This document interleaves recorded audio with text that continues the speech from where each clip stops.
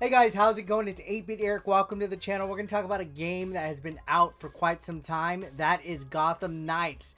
This is a new DC Comics game that takes place in Gotham City without Batman. Yeah, so you have all the different iterations of Robin, Nightwing. You also have Red Hood and the current Robin himself teaming up with Batgirl to take on crime, to replace the Dark Knight as the saviors of Gotham, which is kind of a cool story in itself. I was intrigued by it because I like all the Arkham games, Arkham Asylum, Arkham City, Arkham Knight. For the most part, they've been pretty solid experiences, so I was like, all right, I'm ready to check out Gotham Knights. Now, when this game first came out, it was met with a big negative reception for the simple fact that it only has 30 frames per second, which is understandable in today's society when you want these 4K games with 120 frames per second to look and run great on your television. For me, I'm not so much of a technical babble whiz. If a game is playable, if it has a great story, if it's fun, if it has amazing music, if it controls well, if it doesn't crash a lot, I'm there with that. I'm 110% behind it. So when people tell me to not play something or that something sucks, I'm usually like, you know what?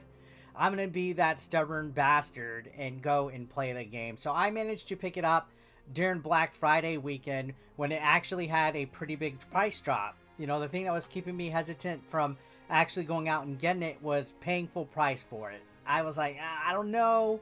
Every review I read about it seemed kind of iffy. So I got it for $49.99 on the deluxe version. And I was like, wow.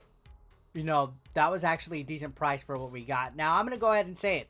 And I know I'm going to probably lose a lot of you guys when I admit this. I like this game. I can get past the 30 frames per second issue here because the game itself, I think, is fun. I like the premise. I like the story. I like the characters. I like to play as Red Hood. And to me, exploring Gotham, the map might not feel like it's that big or whatever, but you have like your bat cycle and you have the ability to fast travel around and you can solve crimes and do the missions and fight gangsters and mobsters and stuff like that. It's awesome. It's awesome to swing around Gotham and just take in the sights. I think that Gotham City in this game overall feels good. Now, sure, there might be a little bit of graphical differences. I know a lot of people recently were comparing Arkham City, which was made quite some time ago, saying that Gotham felt more alive, more dark, more gritty, looked a lot better to the, I guess, player themselves. They might be right. You know, this game might suffer from, I guess, a downgrade, I guess, in realistic looking graphics, which is quite unfortunate for, again, this next gen era. People want their games understandably to look good, but honestly, it's not that bad. Somebody in my live chat when I was streaming this overly exaggerated the problem. They're like, this looks like PS3 graphics. It just looks old. No, shut up. It does not look that bad. You know, frames per second isn't the same as graphics, guys. It's not. I can't even tell that this game goes 30 frames per second. Now, I will admit, when there is a lot of busy action type of things going on screen, especially when you're on the bat cycle, I've realized when I'm hauling ass on the street, the game does suffer from a lot of slowdown at times to where it's like buffering, like I'm loading a Windows 95 browser and going to like a porn website on my Netscape navigator. But that's the only time that I really had any problems or any crashes. I've had a couple of crashes on my live streams, if you've been watching, is when I'm riding the bat cycle and I'm just zooming through town and enemies are spawning or missions are popping up. Other than that, I think the gameplay is fucking awesome. Controlling the combat is just as solid as ever.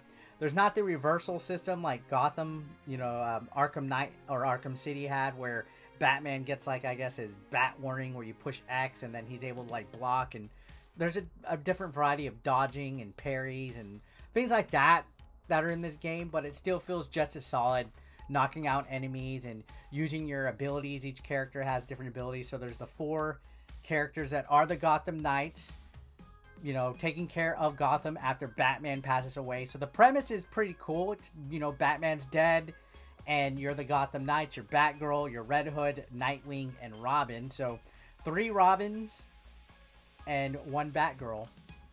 And you explore the city, you handle crime, there's missions that pop up, so it's an open world genre type of game. If you played Arkham City, you'll be able to jump into Gotham Knights, no problem at all. There's a few cameos from some all-time favorites in the Batman series as far as the Rogues Gallery go. And I just basically like the way the game looks and plays. I feel it is kind of underappreciated because of all the problems with the FPS, you know, controversy.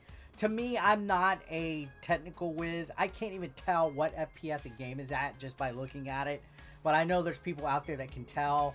And, you know, if it's a deal breaker for you, I get it. But on all honesty, you're missing out on a game that has a decent story, decent core mechanics, combat's alright, exploration's fine. I think the map could be a little bit bigger, if I'm going to be honest. But I enjoyed it for what it was, and I think the $49.99 price point that I got for Black Friday was more than enough for Gotham Knights. You know, would I've liked to seen a little bit more in wave stories and stuff? Who knows? Maybe there'll be DLC added on eventually. Maybe there'll be some post-game content that I haven't really, you know, gotten to really experience yet, because usually games like this, I one and done it. I never really go for new game plus. You know, they could always add stuff. That's a possibility there. I think they just actually added a heroic mode, heroic assault, if I'm mistaken, if that's what it's called. So it looks like they are going to be supporting this game in the near future. There's a lot of crafting, a lot of RPG elements, skills, abilities. It's a solid game.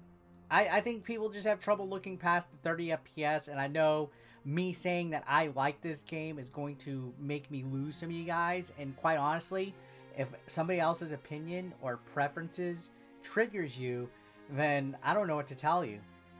Like there was legitimate people getting angry in my stream calling me a moron for thinking the game looked good or thinking that the game seemed interesting or potential. Like, video games really get you that heated over frames per second. I think the big controversy with this is that they had to make a compatible version with the Xbox Series S, and they were constrained by it. I don't know. I don't make video games. I'm not a developer. I would like to see them possibly make a next-gen upgrade patch sometime in the future.